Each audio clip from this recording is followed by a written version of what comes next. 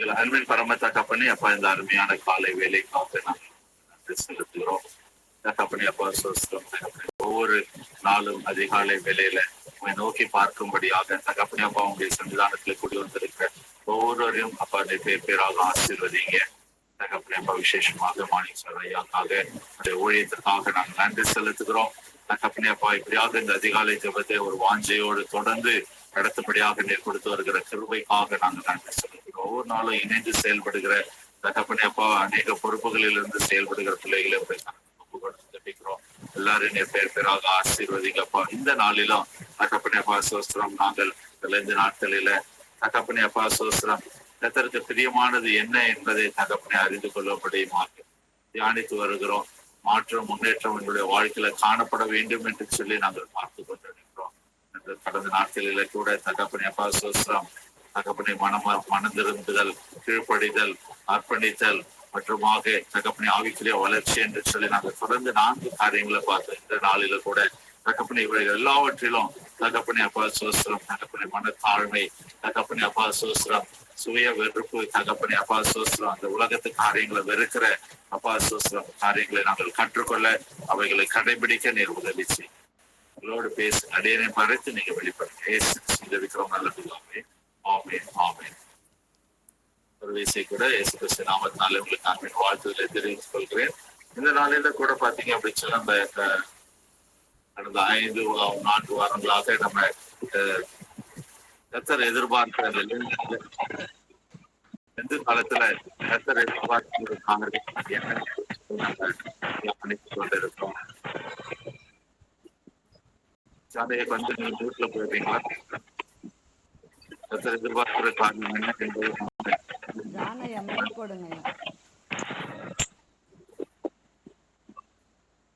தியானித்துக் கொண்டிருக்கிறோம். முதலாவதாக மனம் திரும்புதல் என்று சொல்லி பார்த்தோம். உண்மையான மனம் திரும்புதலை கர்த்தர் இந்த காலத்துல நம்மிடத்துல எதிர்பார்க்கிறார் என்று சொல்லி பார்த்தோம் இல்லையா?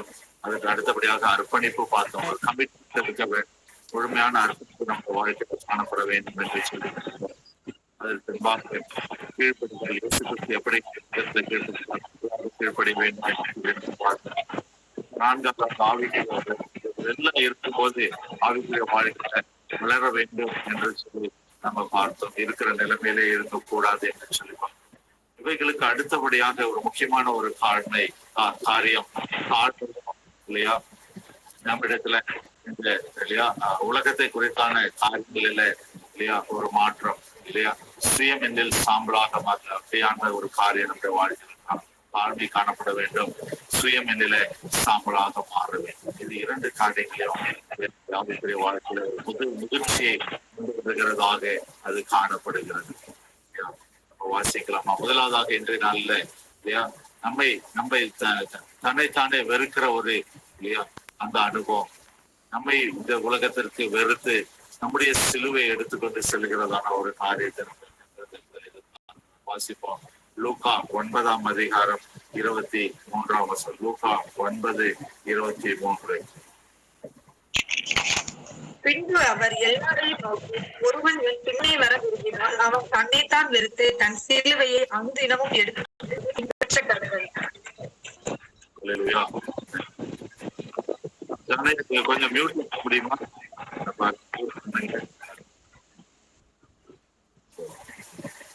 வீடியோ வந்துட்டு வீடியோ. இந்த நாளில சொல்லுகிற ஒரு காரியம், ஒருவன் என்னை பின்பற்ற விரும்பினால் அவன் தன்னைத்தானே வெறுத்து தன் சிலுவை அனுதினமும் எடுத்துக்கொண்டு என்னை பின்பற்ற கடவன். இது ரொம்ப ஒரு முக்கியமான ஒரு காரியம் இல்லையா? இது சொல்லி பார்த்தீங்கன்னா சீக்வன்ஸ் பாருங்க. மனம் திரும்பல் வேணும், அர்ப்பணிப்பு வேண்டும், கீழ்ப்படிதல் வேண்டும், அடுத்தபடியாக ஆவிக்குரிய வளர்ச்சி வேண்டும். இதெல்லாம் அப்படியே தொடர்ந்து வந்துட்டு இருக்கும் போது கர்த்தர் எதிர்பார்க்கிற ஒரு காரியம் என்ன அப்படின்னு சொன்னா, இதெல்லாம் செய்யறப்பா, இதெல்லாம் ஓகே, இதெல்லாம் யாருக்காக நீ செய்து கொண்டிருக்கிறாய் இல்லையா? உன்னுடைய தனிப்பட்ட வாழ்க்கைக்காகவா, உன்னுடைய புகழ்ச்சிக்காகவா, உன்னுடைய மேட்டிமைக்காகவா, உன்னுடைய பெருமைக்காகவா இல்லையா? அந்த ஒரு காரியமும் உன்னிடத்துல காணப்படக்கூடாது. நீ என்ன பண்ணணுமா இல்லையா? உன்னை நீ வெறுக்க வேண்டும். தன்னைத்தானே வெறுத்து தன் சிலுவை எடுத்துக்கொண்டு இல்லையா அனுதினமும். என்னுடைய வேதாகமத்துல அந்த வார்த்தையை நான் அண்டர்லைன் பண்ணி இருக்கிறேன், நீங்களும் அண்டர்லைன் பண்ணீங்க. அனுதினமும் அனுதினமும் இல்லையா? அநேக நேரங்களில நம்ம செய்வோம், நம்மளுக்கு வசதியான நேரங்களில கர்த்தரை தேடுகிறவர்களாக, நமக்கு வசதியான நேரங்களில ஊழியம் செய்கிறவர்களாக, நமக்கு வசதியான நேரங்களில காணிக்கை கொடுக்கிறவர்களாக, நமக்கு வசதியான நேரங்களில இல்லையா கர்த்தரை பற்றி மற்றவர்களுக்கு சொல்லுகிறது, நமக்கு வசதியான நேரங்கள்ல ஆராதனை செய்கிறது. கர்த்தர் என்ன சொல்றாரு?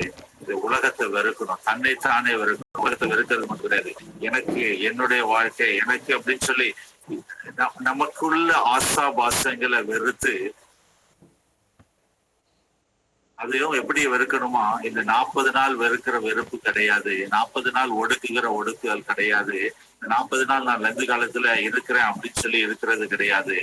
அனுதினமும் அனுதினமும் தன்னைத்தானே வெறுத்து தன் சிலுவை எடுத்துக்கொண்டு என்னை பின்பற்ற கணவன்.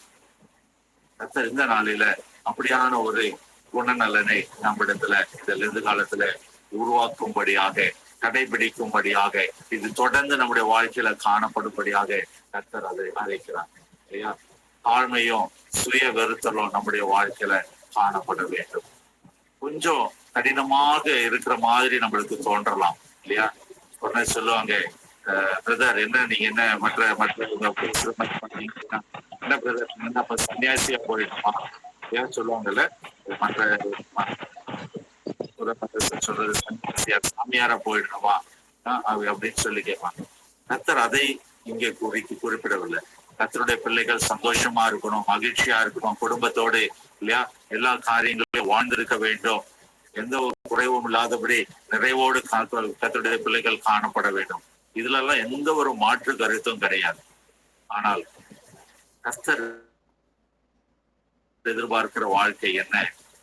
ஆடம்பரத்தை நோக்கி செல்லாதபடி, தேவைக்கு அதிகமாக இல்லாதபடி, ஒரு இடத்துல 2 இருந்தா 1 பிறனுக்கு கொடு என்று சொல்லி வேதாகமம் சொல்லுது. உனக்கு நன்மை செய்ய திராணி இருக்கும்போது மற்றவனுக்கு செய்யாம இருக்காதுன்னு சொல்லி வேதாகமம் சொல்லுது. இதெல்லாம் நம்ம கடைபிடிக்கிறோமா? இதுதான் கர்த்தர் நம்ம இடத்துல எதிர்பார்க்க. நம்ம நம்ம சுயத்தை வெறுக்கணும், தாழ்மையின் இதை நம்ம தரிச்சுக்கணும் அப்படின்னு சொன்னா சரியான வார்த்தை கிடைக்கல. நம்ம தரித்திரரை போல இல்லையா அப்படியாக மாறிவிட வேண்டும் என்று சொல்லி கர்த்தர் எதிர்பார்க்க. ஒண்ணுமே சாப்பிடாம இல்லையா எல்லாம் இருந்தாலும் இல்லையா நான் இப்படிதான் இருப்பேன் அப்படின்னு சொல்லி இருக்கிறத கர்த்தர் எதிர்பார்க்க. நல்லா ட்ரெஸ் பண்ணலாம் இல்லையா, நல்ல ஒரு சாப்பாடு சாப்பிடலாம், இதெல்லாம் கர்த்தர் குறை சொல்லவில்லை. ஆனால் இவைகளை நேசிக்கா கர்த்தரை விட இவைகள் மேல நம்முடைய நாட்டம் சென்று விடக்கூடும். இதை நம்ம ஜாக்கிரதை உள்ளவர்களாக இருக்க வேண்டும். நம்மை அது எப்போ நமக்குள்ள வரும், எனக்கென்று அப்படின்னு சொல்லி ஒரு வாழ்க்கை, நான் இதை செய்யணும் நான் அப்படின்னு சொல்லி ஒரு ஆசாபாசங்கள், கர்த்தரை காட்டிலும் சில காரியங்களை மேன்மைப்படுத்துகிறதை நாம் முற்றிலுமாக வெறுக்கிறவர்களாக இந்த நாட்களில நம்மோடு பேசிக்கொண்டிருக்கோம். இரண்டாவதாக நம்ம பார்த்தோம் அப்படின்னு சொன்னோம்னா, வேதாகமத்துல வாசிப்போம். கலாத்தியர் 2ஆம் அதிகாரம், கலாத்தியர் 2ஆம் அதிகாரம் 20வது வசனம், பக்கம் 205. கிறிஸ்துவுடனே கூட சிலுவையில் அறையப்பட்டேன், ஆயினும் பிழைத்திருக்கிறேன். இனி நான் அல்ல, கிறிஸ்துவே எனக்கு பிழைத்திருக்கிறார். நான் இப்பொழுது மாம்சத்தில் பிழைத்திருக்கிறதோ, என்னில் அன்பு கூர்ந்து எனக்காக தம்மை தாமே ஒப்பு கொடுத்த தேவனுடைய குமாரனை பற்றும் விசுவாசத்தினாலே பிழைத்திருக்கிறேன். ஆமேன். ஒரு முக்கியமான ஒரு காரியத்தை நம்ம இனி நான் அல்ல, இனி நான் அல்ல, கிறிஸ்துவே என்னில் பிழைத்திருக்கிறார். இந்த சுயத்தை வெறுத்தல், தாழ்மையின் சாயல் எப்போ நம்ம கிட்ட காணப்படும்? இனி நான் அல்ல, கிறிஸ்துவே எனக்குள் இருக்கிறார் அப்படின்னு சொல்லும் பொழுதுதான் அந்த குணம், சுயத்தை வெறுக்கிற குணம் வரும் இல்லையா? அந்த சுயத்தை முதல்ல சுயத்தை வெறுக்கிறதுனா என்னன்றது நல்லா புரிஞ்சுக்கணும். ஏன்னா ஏற்கனவே சொன்னது போல சரியான வார்த்தை தமிழ்ல சொல்லணும்னா சரியான வார்த்தை கிடைக்கல. நம்ம சாதாரணமா பேசுகிற வார்த்தை சொல்லுவோம்ல, பஞ்சப்பாட்டு அப்படின்னு சொல்லுவாங்க. அப்படியாக பஞ்சப்பாட்டு பாடிக்கொண்டு வாழ்கிற வாழ்க்கையை கர்த்தர் எதிர்பார்க்க. நம்ம நல்லா வாழ்ந்திருக்கும்படி சுகித்திருக்கும்படி செய்யறாரு. ஆனால் எனக்குள்ள இருக்கிற கிறிஸ்து நான் செய்கிற காரியங்களை பிரியப்படுகிறாரா அதை தான் கர்த்தர் இந்த நாள்ல எடுக்கும். நான் அதை செய்யணும், இது செய்யணும், எனக்கு அது வேணும், இது வேணும் அப்படின்னு சொல்லி நினைக்கும் போது அது எனக்கென்று நினைக்காதபடி என்னிலே வாழ்கிற கிறிஸ்து அதிலே மகிமைப்படுவாரா, அதை விரும்புவாரா? ஏன் இந்த டாபிக்கை நான் கடைசியான டாபிக்காக வைக்கிறேன்? அடுத்த வாரம் நம்ம பரிசுத்த வாரம் என்று சொல்லி அந்த சிலுவை தானத்தை, முக்கியமாக சிலுவை தானத்தை குறித்து அதிகமாக தியானிக்க போகிறோம்.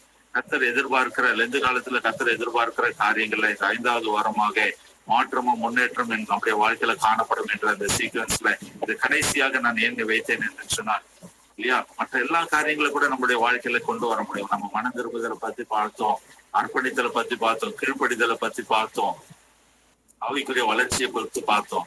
இந்த தாழ்மையும் இல்லையா சுயத்தை வெறுத்தலும் கொஞ்சம் ஒரு கடினமான ஒரு காரியம்.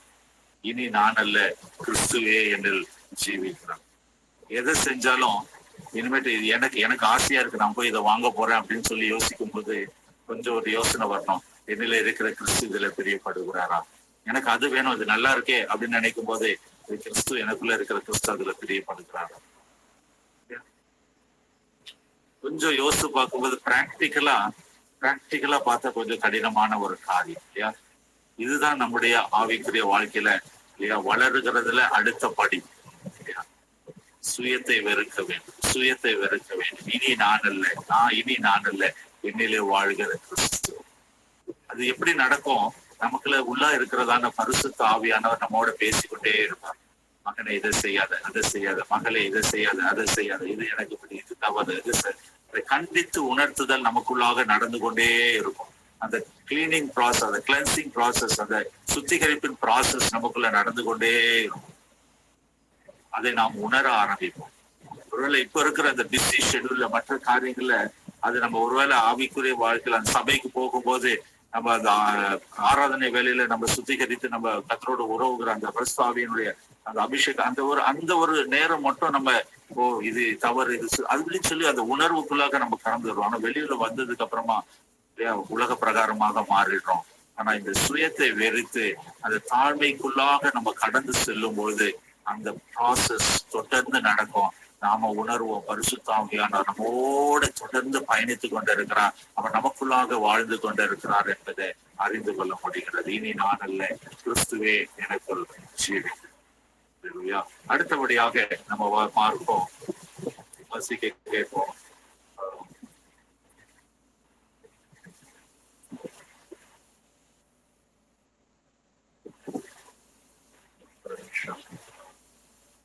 நம்ம வாசித்தோம். அடுத்தபடியாக இல்லையா பிலிப்பியர் 2ஆம் அதிகாரம், பிலிப்பியர் 2ஆம் அதிகாரம் 5ஆம் வசனத்திலிருந்து 9ஆம் வசனம் அதை 8ஆம் வசனம் அதிகம். கிறிஸ்து இயேசுவிலிருந்து சிந்தையே உங்களிடம் இருக்க கடவது. அவர் தேவனுடைய ரூபமாயிருந்தோம் தேவனுக்கு சமமாயிருப்பதை கொள்ளையாடின பொருளாக எண்ணாமல் தம்மை தாமே வெறுமையாக்கி அடிமையின் ரூபம் எடுத்து மனுஷர் சாயலானார். அவர் மனுஷரூபமாய் காணப்பட்டு மரண பரிந்தும், அதாவது சிலுவையின் மரண பரிந்துமும் கீழ்ப்படிந்தவராகி தம்மை தாமே தாழ்த்தினார். ஆமீன். அல்லேலூயா. இந்த சுயத்தை வெறுக்கிறது, தாழ்மை ரூபம் எடுக்கிறது, தாழ்மையின் இல்லையா அந்த வாழ்க்கை வாழ்கிறது என்பது என்ன அப்படின்னு சொல்லி பாத்தீங்க அப்படின்னு சொன்னா கிறிஸ்து இயேசுவில் இருந்த சிந்தையே உங்களிலும் காணப்படுகிறார். பிலிப்பியர் 2:5 வசனம் பக்கம் 271. கிறிஸ்து இயேசுவில் இருந்த சிந்தையே நம்ம ஒவ்வொருவருக்குள்ள காணப்பட வேண்டும். அவருக்குள்ள உள்ள இருந்த சிந்தை என்ன? பிதாவின் சித்தத்தை செய்ய வேண்டும். அடுத்தபடியாக என்ன? தரித்திரத்துக்கு சுவிசேஷத்தை அறிவிக்கணும். கஷ்டப்படுகிற மக்களை விட, அடிமைத்தனத்தில் இருக்கிறவர்களை விடுவிக்கணும். இந்த சிந்தை நம்மிடத்துல காணப்படும். சத்தியத்தை பிரசங்கிக்க வேண்டும்.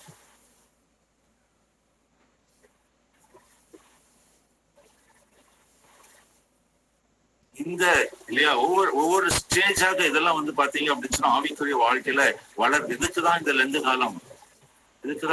காலம் இல்லையா? நம்மை நாமே சிந்தித்து எதுல நான் வளர வேண்டும், எப்படி வளர வேண்டும், அதை எப்படி தொடர்ந்து கடைபிடிக்க வேண்டும். கடைசி வரை நிலை நிற்கிறவனே இல்லையா, அதுதான் முக்கியம். கடைசி வரைக்கும் நிலை நிற்கிறவனே ரட்சிக்கப்படுவான். என்ன பிரதர் கொஞ்சம் கடினமா இருக்கு, நீங்க பாயிண்ட் பை பாயிண்டா பேசிட்டு போயிட்டு இருந்தாலே கொஞ்சம் நல்லா இருக்குமே அப்படின்னு சொல்லி. அது வந்து அஹ், நம்முடைய வாழ்க்கைக்கு இல்லையா ஒரு ஆம், நம்ம உலக பிரகாரமா பாத்தீங்கன்னா elementary school, middle school, high school, higher secondary school, college. காலேஜ்ல பாத்தீங்கன்னா அண்டர் கிராஜுவேட், போஸ்ட் கிராஜுவேட், அதுக்கப்புறமா டாக்டரேட், பிஹெச்டி அப்படின்னு சொல்லி இல்லையா ஒரு சாதாரண உலக பிரகாரமாக இருக்கிற ஒரு படிப்புல இல்லையா ஒரு எலிமெண்டரி ஸ்கூலுக்கு முன்னாடி கிண்டர் கார்டன் அதெல்லாம் வேற வந்துடுச்சு, எல்கேஜி யூகேஜி அப்படின்னு சொல்லி. அப்போ அதுலயே ஒரு வளர்ச்சி இப்படி ஒரு ஸ்டெப் பை ஸ்டெப்பா வந்துட்டே இருந்தா ஆவிக்குரிய பிள்ளைகளாக இருக்கிற நாம, விசுவாச பிள்ளைகளாக இருக்கிற நாம எத்தனை நாள் அப்படியாக இல்லையா சத்தியத்திலே வேதாந்தத்துல பவுல் சொல்லுகிறார் இல்லையா, புருஷரா இருக்க வேண்டிய நீங்கள் என்ன பண்றதுலாம் இன்னுமாக இப்படியாக இருக்கிறீர்களே என்று அப்படியாக நம்முடைய வாழ்க்கை காணப்படவே கூடாது. வளர வேண்டும். கடினமான உபதேசத்துக்குள்ள சத்தியமத்துல நம்ம என்ன பண்ணணும், நம்ம பழக்க வைக்கிறவர்களாக காணப்படும். இயேசுவில் இருந்த சிந்தையை நம்ம இடத்துல காணப்படும். அவர் தேவனுடைய ரூபமா இருந்தும் தேவனுக்கு சமீபமாய் கொள்ளையாடின பொருளாக எண்ணாமல் நம்மை தாமே வெறுமையாக்கி. அநேக நேரங்களில கொஞ்சம் யோசிச்சு பாருங்க, நமக்கு பக்கத்துல இருக்கிறவங்க ஒரு இடத்துக்கு போறோம், அவங்களுக்கு சமமான மரியாதை நமக்கு கொடுக்கல, சேர் எடுத்து கொடுக்கல, உட்கார இடம் கொடுக்கல அப்படின்னா நமக்கு எப்படி கோபம் வருது, எரிச்சல் வருது. அவங்கள முன்னாடி உட்கார வச்சிருக்காங்க, என்ன முன்னாடி உட்கார வைக்கல, அவங்களை கனப்படுத்திருக்காங்க, என்ன கனப்படுத்தல இல்லையா, அவங்களுக்கு அவங்க பேரை இதுல போட்டிருக்காங்க, என் பேரை போடல. அநேக நேரங்கள்ல இதெல்லாம் வந்து பாத்தீங்கன்னா நம்மை கர்த்தர் சோதனைக்குள்ளாக நடத்துகிறார். அதை உணர்ந்து கொள்ள வேண்டும். ஆவிக்குரிய வாழ்க்கையில அந்த மெச்சூரிட்டி வந்துடுச்சா இல்லையா என்று நாம அறிந்து கொள்ள வேண்டும். இதெல்லாம் உலக பிரகாரமான காரியம். இயேசு கிறிஸ்து அவருடைய பிதாவுக்கு சமமாக இல்லையா, அவர் தேவனுடைய ரூபமா இருந்தும் தேவனுக்கு சமாளிப்பதை கொள்ளையாடின பொருளாக எண்ணாமல் நம்மை தாமே வெறுமையாக்கி அடிமையின் ரூபம் எடுத்தார். இந்த நாளில அப்படியான ஒரு சுயத்தை வெறுக்கிற தாழ்மையின் காரியம் நம்முடைய வாழ்க்கையில காணப்படுகிறது. அப்படியாக வாழும்படியாக, அப்படியாக நம்ம இருக்கும்படியாக அவர் நம்மை எதிர்பார்க்கிறார். அடுத்தபடியாக வாசிப்போம் யாக்கோபின் புஸ்தகம், யாக்கோபு 4ஆம் அதிகாரம் 10ஆம் வசனம், பக்கம் 313. கர்த்தருக்கு முன்பாக முன்பாக தாழ்மைப்படுங்கள், அப்பொழுது அவர் உங்களை உயர்த்துவார். ஆமென். அல்லேலூயா. அநேக நேரங்களில நாம நினைக்கிறது இல்லையா, மாற்றாக இருக்கிறது இல்லையா, நமக்கு அந்தஸ்து இருக்கணும், நமக்கு வந்து கௌரவம் பண்ணணும், நம்ம வந்து கனப்படுத்தணும் அப்படின்னு சொல்லி கர்த்தர் சொல்றது. நம்மை தாழ்த்தும் போது அவர் நம்மை உயர்த்துகிற தேவனாக இருக்கிறார். இந்த சுயத்தை வெறுக்கிறது இல்லையா, தாழ்மையின் குணம் தரித்துக் கொள்கிறது எல்லாம் என்ன அப்படின்னு சொல்லி பாத்தீங்கன்னா கர்த்தர் உயர்த்துகிறதற்காக ஆயத்தம். இதை நம்ம செய்யும் போது கர்த்தர் எந்த இடத்துல நம்ம உயர்த்துவாரோ அந்த இடத்துல அவர் ஆட்டோமேட்டிக்கா நம்ம உயர்த்தி வைக்கலாம். மற்றவங்க உலக பிரகாரமா கனம் பண்ணணும்னு அவசியமே இல்லை. வேதாமத்துல இன்னொரு காரியம் சொல்லப்பட்டிருக்கு. ஒரு திருமண வீட்டுக்கு போகும்போது அந்த முன் வரிசையில போய் இருக்கணும்னு அவசியம் கிடையாது இல்லையா. நம்ம இருக்கிற இடத்துல உட்காரும் போது அந்த திருமண வீட்டுக்காரன் வந்து நம்மளை அழைச்சு கொண்டு போய் முன்னாடி உட்கார வைக்கிறது தான் காணும் இல்லையா. அதுதான் கர்த்தர் இந்த நாள்ல நம்முடைய வாழ்க்கையில செய்ய அவர் சித்தமாக இருக்கிறார். அவர் நம்மை உயர்த்துகிறவராக இருக்கிறார். அவர் நம்மை உயர்த்த அவர் வல்லவராக இருக்கிறார். நம்ம அந்த ஆண்மையின் ரூபத்தை சரித்துக் கொள்கிறவர்களாக நம்ம காணப்படும். அடுத்தபடியாக முக்கியமாக 1 யோவான் பக்கம் 327. 1 யோவான் 2ஆம் அதிகாரம் 15ஆம் 17ஆம். அப்படியே நிக்கோலாய் மதஸ்தருடைய போதகத்தை கை கொள்கிறவர்களுக்கு உன்னிடத்தில் உண்டோ? அதை நான் உலகத்திலும் அதிகாரம் 15-16. உலகத்தில் உள்ளவைகளும் அன்பு கூறாதிருங்கள். ஒருவன் உலகத்தில் அன்பு கூர்ந்தால் அவனிடத்தில் பிதாவின் அன்பு இல்லை. ஏனெனில் மாம்சத்தின் நிச்சயம், கண்களின் நிச்சயம், ஜீவனத்தின் பெருமையாகிய உலகத்தில் உள்ளவைகள் எல்லாம் பிதாவில் உண்டானவைகள் அல்ல, அவைகள் உலகத்தில் உண்டானவைகள். ஆமேன். அல்லேலூயா. கர்த்தர் அடுத்தபடியாக நம்ம இடத்துல எதிர்பார்க்கிற ஒரு காரியம், உலகத்துல உள்ளவைகளை அன்பு கூறாது. இது எப்படி நான் லேசன் சொல்லிட்டேன், முழக்கவே சொல்லிட்டேன். உலகத்துல இருக்கிற காரியங்கள் மேல அன்பு கூறாதபடி இருங்க. இப்ப இந்த ஸ்டேஜ்ல கொஞ்சம் மைண்ட்ல யோசிக்க ஆரம்பிச்சிருப்பீங்க. அதான் நீங்க சன்னியாசியா போக கூடாதுன்னு சொல்றீங்க, ஆனா கிட்டத்தட்ட நீங்க அந்த இடத்துலதான் கொண்டு வந்து நிப்பாட்டுவீங்க போல இருக்கு அப்படின்னு சொல்லி இல்லையா? நம்மிடத்துல எதிர்பார்க்கிற ஒரு காரியம் எவ்வளவுக்கு எவ்வளவு இல்லையா கர்த்தரிடத்துல நம்ம நெருங்கி ஜீவிக்கிறோமோ அவ்வளவுக்கு அவ்வளவு இந்த உலக ஆசாபாசங்கள் நம்மை விட்டு அகல வேண்டும். இனி நான் அல்ல, கிறிஸ்துவே என்னில் ஜீவிக்கிறேன். அதான் நான் எப்படி சொன்னா, எது செஞ்சாலும் எனக்குள்ள இருக்கிற கிறிஸ்து பிரியப்படுவாரா? உலகத்தில் உள்ளவைகளும் அன்பு கூறாதீர்கள். ஒருவன் உலகத்தில் அன்பு கொண்டால் அவனிடத்தில் பிதாவின் அன்பு இல்லை. ஏனெனில் மாம்சத்தின் நிச்சயம், கண்களின் நிச்சயம், ஜீவனத்தின் பெருமையும் ஆகிய உலகத்தில் உள்ளவைகள் எல்லாம் பிதாவின் உண்டானவைகள் அல்லவே, அவைகள் உலகத்தில் உண்டானவைகள்.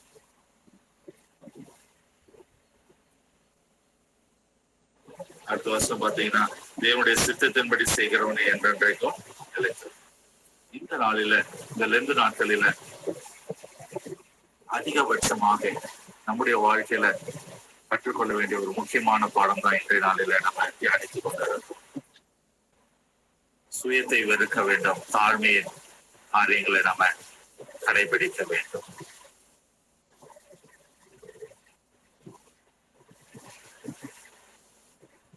நம்முடைய வாழ்க்கையில கர்த்தர் இந்த நாள்ல பேசி கொண்டாரு. எத்தனையோ லெந்து நாட்களை பார்த்துட்டோம், எத்தனையோ ஈஸ்வரை பார்த்துட்டோம், எத்தனையோ கிறிஸ்துமஸ பார்த்துட்டோம். என்னுடைய வாழ்க்கையில கர்த்தர் எதிர்பார்க்கிற ஒரு காரியம் இல்லையா, மனம் திரும்புதல் இருக்கு. ஏதோ ஒரு பாவம் செஞ்சுட்டேன், கண்டித்து உணர்த்தப்படுகிறேன், மனம் திரும்புகிறேன், இனிமேட்டு அந்த பாவத்தை செய்யல, நல்லதுதான். கர்த்தர் இந்த காரியங்களை கீழ்ப்படின்னு சொல்றாரு, அந்த காரியங்களை கீழ்ப்படின்னு சொல்றாரு. கீழ்ப்படிதல் எனக்குள்ள காணப்படுகிறது இல்லையா, நல்லதுதான். அர்ப்பணிப்பு குறித்து பேசினீங்க, அர்ப்பணிப்பு நல்லது. இனிமேட்டு நான் ஒரு நிலைத்திருப்பேன், இந்த காரியத்தை ஒரு முழு அர்ப்பணிப்போடு நான் செய்ய போறேன், அதுலயே நான் தீர்மானம் எடுக்கிறேன், நல்லதுதான். அடுத்தபடியாக ஆவிக்குரிய வளர்ச்சி வளரணும், கண்டிப்பா ஆமா வளரணும். இருக்கிற நிலைமையிலே இருக்கக்கூடாது, அடைந்தாயிற்று என்று சொல்லி நினைக்க கூடாது, நல்லதுதான். ஆனால் கடைசியில இந்த நாளில தியானித்த ஒரு காரியம், சுயத்தை வெறுக்கணும்.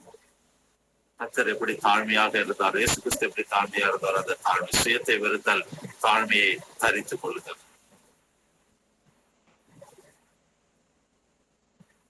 இந்த காரியங்களில நாம எந்த நிலைமையில இருக்கிறோம் என்று சொல்லி சிந்தித்து பார்க்க அழைக்கப்படுகிறோம். உண்மையில ஒரு ஆவிக்குரிய வாழ்க்கையில ஒரு தீர்மானம் இருக்கும் இல்லைங்க. இதுல உண்மையில ஒரு சத்தியம் என்ன தெரியுமா, பிரசங்கிக்கிற நானே இதுல நம்ம எல்லாருக்குமே நம்ம ஒரு சோதனையின் காலம். அது நம்ம சபை நாம சிந்தித்து பார்க்க அழைக்கப்படுகிற ஒரு காலம். யாரும் 100% பரிசுத்தவான் இல்லை, பைபிள்ல திட்டமா தெளிவுமா சொல்லி இருக்கிறது. பரிசுத்தமா இருக்கிறேன் என்று சொல்லி நினைத்தோம் என்றால் நீ இன்னும் கொஞ்சம் பரிசுத்தமாக வேண்டும், இன்னும் கொஞ்சம் கர்த்தரிடத்துல கிட்ட சேர வேண்டும். அது என்ன என்பதை ஆராய்ந்து பார்க்கணும். ஒருவேளை இவ்வளவு நாள் நான் நீதிமான், பரிசுத்தவான், நான் எல்லா காரியங்களும் நான் ஒழுங்காக சென்று கொண்டிருக்கிறேன் என்று சொல்லி நம்மை நாமே அறிந்து கொண்டிருந்தோம் என்று சொன்னால், இந்த நாளில கர்த்தர் பேசியிருக்கிற காரியங்களை சுயத்தை வெறுத்திருக்கிறோமா, அனுதினமும் சிலுவை எடுத்துக்கொண்டு நடக்கிறோமா, சிந்தித்து பார்க்க அழைக்கப்படும். இப்படியான உள்ளான ஒரு மாற்றம், அப்படியான ஒரு மாற்றம் நமக்குள்ள வரவில்லை என்று சொன்னால், நாம் கர்த்தரை கிட்டி சேருகிறதுல ஒரு அளவு பின்னாக இருக்கிறோம் என்பதை நாம் அறிந்து கொள்ள முடியும். அதற்காக இதை ஒரே நாள்ல அச்சீவ் பண்ண முடியுமா? இந்த ஈஸ்டர் முடியறதுக்குள்ள நான் இதை மாறிட முடியுமா? இல்லை. நம்முடைய வாழ்க்கை இது வாழ்க்கைக்குரிய மாற்றம். நம்முடைய இருதயத்துல அந்த மாற்றம் வர வேண்டும், நம்முடைய சிந்தையில நம்முடைய மாற்றம் வேணும், நம்முடைய நடவடிக்கைகளை மாற்ற வேண்டாம், நம்முடைய குடும்பத்துல சூழல்ல மாற்ற வேணும், வேலை ஸ்தலங்கள்ல இருக்கிற சூழல்ல மாற்ற வேண்டும். எல்லாவற்றையும் கொஞ்சம் கொஞ்சமாக வழக்க வைக்கும். முதல் நாள் முடியாது, 2வது நாள் முடியாது, 3வது நாள். ஆனா நமக்கிட்ட அந்த வாஞ்சை இருந்தது என்று சொன்னோமே என்றால், உள்ள இருக்கிற பரிசுத்த ஆவியானவர் நம்ம கிட்ட சொல்லிட்டே இருப்பார், ஞாபகப்படுத்தார், மங்கள்ராஜ் நீ இதை செய்யாதப்பா, மங்கள்ராஜ் நீ இதை நடந்துக்கிறோம். முதல் நாள் கடினமாக இருக்கும், செய்ய முற்படுவோம், அதுக்குள்ள உலக பிரகாரமான காரியங்கள் நெருக்க ஆரம்பிச்சோம். 2வது நாள் பரிசுத்தாவியை உள்ள இருந்து போராடுவர் சொல்ல, மங்கள்ராஜ் நான் நேற்றே ஞாபகப்படுத்தினேன், இதுக்கு செய்யக்கூடாது, விட்டு. அப்போ அந்த சத்தத்துக்கு நம்ம கீழ்ப்படிய வேண்டும். தொடர்ந்து நம்ம இக்னோர் பண்ணக்கூடாது. அடிக்கடி கடிந்து கொள்ளப்பட்டோம் தன் இருதயத்தை கடினப்படுத்துகிற ஒரு சகாயம் என்று சடுதியில் நாசமடைவான் என்று சொல்லி வேதாம். பரிசுத்த ஆவியானவர் உள்ள இருந்து நமக்குள்ள பேசும்போது அந்த சத்தத்திற்கு நம்ம கீழ்ப்படிய நம்முடைய வாழ்க்கையில ஒரு மாற்றம் உண்டாகும். இந்த 2 காலத்துல கர்த்தர் அப்படியான ஒரு மாற்றத்தை, முன்னேற்றத்தை கர்த்தர் நம்முடைய வாழ்க்கையில விரும்புகிறார். அர்ப்பணித்து நம்ம ஜெபிக்கலாமா? எங்கள் அன்பின் பரம தகப்பனே அப்பா, நாங்கள் உங்களை நோக்கி பார்த்திருந்த நாளில கூட தகப்பனே அப்பா, நீர் எங்களோடு பேசி இருக்கிறீர் என்று சொல்லி நாங்கள் விசுவாசிக்கிறோம் தகப்பனே. நாங்கள் விசுவாசிக்கிறோம் தகப்பனே. நீர் எங்களோடு இருந்து பெரிய காரியங்களை செய்து வருகிறீர். எங்களுடைய வாழ்க்கையில ஒரு மாற்றத்தையும் முன்னேற்றத்தையும் கர்த்தர் நீர் கொடுத்து வருகிறீர். அதற்காக உமக்கு நன்றி. இந்த நாளிலும் தகப்பனே நீர் எங்களோடு பேசினீர். அதற்காக உமக்கு நன்றி தகப்பனே அப்பா. சோஸ்திரம் இல்லாத ஒரு காரியமாக காணப்பட்டாலும் தகப்பனே அப்பா சோஸ்திரம், நீர் எங்களோடு இருந்து அதை நீர் நிறைவேற்ற வல்லவராய் இருக்கிறீர் என்று சொல்லி நாங்கள் விசுவாசிக்கிறோம். பரிசுத்த ஆவியாகிய தேற்றவாளன் எங்களோடு இருந்து தகப்பனை நல்வழிப்படுத்துகிறவராக தகப்பனே அப்பா சோஸ்திரம் எங்களோடு இருந்து நீர் வழி நடத்துகிறவராக இருக்கிறபடினாலே நாங்கள் உமக்கு நன்றி சார். ஒவ்வொருவரையும் தகப்பனே அப்பா ஒரு புதிய ஆவிக்குரிய வாழ்க்கையில அப்பா சோஸ்திரம் தகப்பனை சுயத்தை வெறுத்து தாழ்மையின் ரூபத்தை தரித்து கொண்டு வாழும்படியாக, நீர் எதிர்பார்க்கிற வாழ்க்கை வாழும்படியாக எங்களை அர்ப்பணிக்கும். அப்படி செய்கிறதற்காக உமக்கு நன்றி செலுத்தும். ஒவ்வொருடைய வாழ்க்கையில மாற்றத்தை கொடுங்கப்பா. பரிசுத்த ஆவியானவர் பேசுகிறத தடை செய்யாதபடி பரிசுத்த ஆவியானுடைய சித்தத்திற்கு இடம் கொடுக்கும்படியாக எங்களை ஒப்பு கொடுக்கிறோம்.